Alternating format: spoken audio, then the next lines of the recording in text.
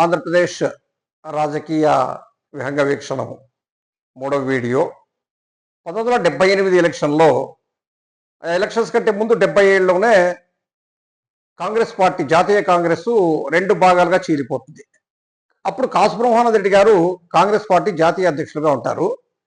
ఇందిరాగాంధీ గారికి, కాసు బ్రహ్మానంద రెడ్డి గారికి రాజకీయ విభేదాలు రావడం, పార్టీ 2 భాగాలుగా డివైడ్ కావడము, కాసు బ్రహ్మానంద రెడ్డి గారి అధ్యక్షతలో ఉన్నటువంటి పార్టీ జాతీయ కాంగ్రెస్గా, ఇందిరాగాంధీ బయటికి పోయిన తర్వాత కాంగ్రెస్ ఐ అనేటువంటి పేరు మీద 2 పార్టీలు అవుతాయి. అంతవరకు ఉన్నటువంటి ఆవుదూడ గుర్తు కాంగ్రెస్ సింబల్ కాసు బ్రహ్మానంద రెడ్డి గారు జాతీయ పార్టీకి వస్తుంది.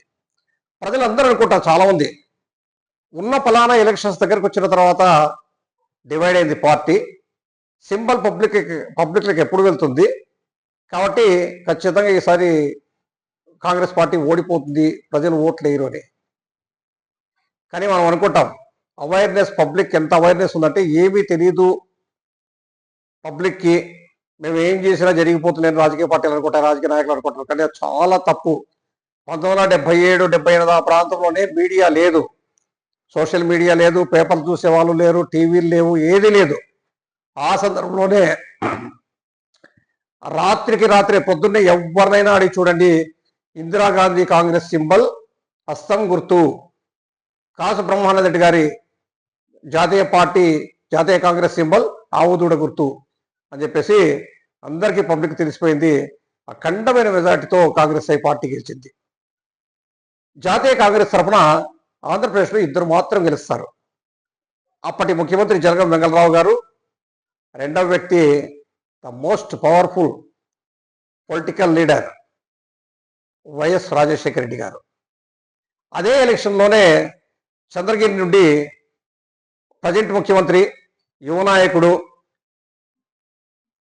ఎస్వి యూనివర్సిటీలో యూత్లో ఒక ఊపు ఊపినటువంటి వ్యక్తి చంద్రబాబు నాయుడు గారు ఆ ఎలక్షన్లో చంద్రగిరి నుండి పోటీ చేసి గెలుస్తారు. వీళ్ళిద్దరూ యూత్ లీడర్సు పొలిటికల్ ఆరంగేట్రం చేయడం. ఆ సంవత్సరం అంటే 78 ఎలక్షన్స్ అనేది ఆంధ్రప్రదేశ్ రాజకీయాలనే ఇప్పటికీ శాసిస్తూ ఉంది. అదే పీరియడే, ఆ టైమే దాదాపు 50 సంవత్సరాలు, 47 సంవత్సరాలుగా ఆ 2 ఫ్యామిలీస్ వాళ్ళు రాజకీయాన్ని శాసిస్తూ వస్తున్నారు ఆంధ్రప్రదేశ్ రాజకీయాల్ని. అప్పట్లో సిపిఐఎం నుండి పొచ్చలపల్లి సుందరయ్య గారు, ఉటుకూరు లక్ష్మీకాంతమ్మ గారు, తర్వాత రోడా మిశ్రీ గారు, జే ఈశ్వరి బాయ్ గారు రిపబ్లికన్ పార్టీ, సరోజిని పుల్లారెడ్డి గారు కాంగ్రెస్ పార్టీ, చాలా మంది. అసలు ఎంత అద్భుతమైన లీడర్స్ అంటే వాళ్ళందరూ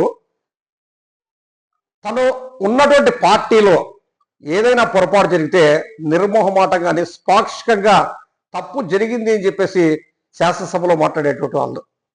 ఆనాడు శాసనసభలో కార్యకలాపాలు వినాలి అంటే చాలా మంది రేడియో దగ్గర కూర్చునే వాళ్ళు, టీవీలు లేవు.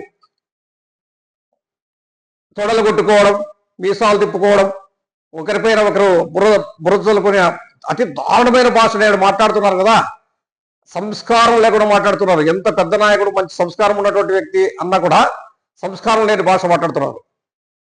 ఈరోజు భాష సంస్కారవంతంగా మాట్లాడుతున్నటువంటి వ్యక్తి నాకు తెలిసి ఆంధ్రప్రదేశ్లో ఒకే ఒక్క వ్యక్తి చాలా సంస్కారంగా మాట్లాడుతున్నాడు. ఆయన ఎక్కడ కానీ అఫ్కోర్స్ మేము అంత చూస్తామట అటువంటి మాటలు మాట్లాడచ్చు తప్పితే, అమ్మ కాలి అనేటువంటి భాష మాట్లాడకుండా వాడు వీడు ఇంకా నేను ఆ భాష మాట్లాడలేను అవ్వండి, ఆ భాష లేనటువంటి వ్యక్తి ఒక్క చంద్రబాబు నాయుడు గారు.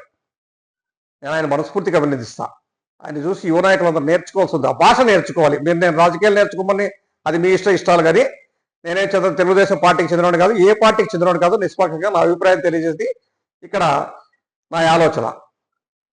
మరి ఆనాడు వాళ్ళు శాసనసభలో మాట్లాడితే అందరూ అప్రిషియేట్ చేసేవాళ్ళు. గౌతు లచ్చన్న గారు ఒక అద్భుతమైన నాయకుడు, జనతా పార్టీ తరఫున ప్రతిపక్ష నాయకుడిగా ఉన్నారు.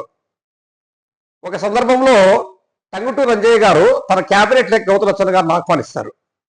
మీరు రండి, కీలకమైన పాత్ర, మీరు ఏది కోరితే, ఒక కీలకమైన పోస్ట్ మంత్రి దీంట్లో ఏది కోరితే అది ఇస్తానంటే ఆయన అంటారు, నీ ప్రభుత్వం సజావుగా ప్రజాహితంగా నడవాలంటే నేను ప్రతిపక్షంలోనే ఉండాలి, చేసేటువంటి తప్పులను ఎత్తి చూపినప్పుడే సరిదిద్దుకునే అవకాశం ఉంటుంది తప్ప తప్పులు చూపలేనటువంటి పరిస్థితుల్లో సక్రమైన పద్ధతిలో ప్రభుత్వం ప్రజలకు న్యాయం చేయలేకుండా పోవచ్చు. కాబట్టి నేను ప్రతిపక్షంలో ఉంటానని చెప్పేసి గౌతులచ్చన్న గారు చెప్పడము ఆనాటి రాజకీయ విలువలకు పరాకాష్ట. తర్వాత నెక్స్ట్ వీడియోలో మిగతా విషయాలు మాట్లాడదాం. Thank you very much.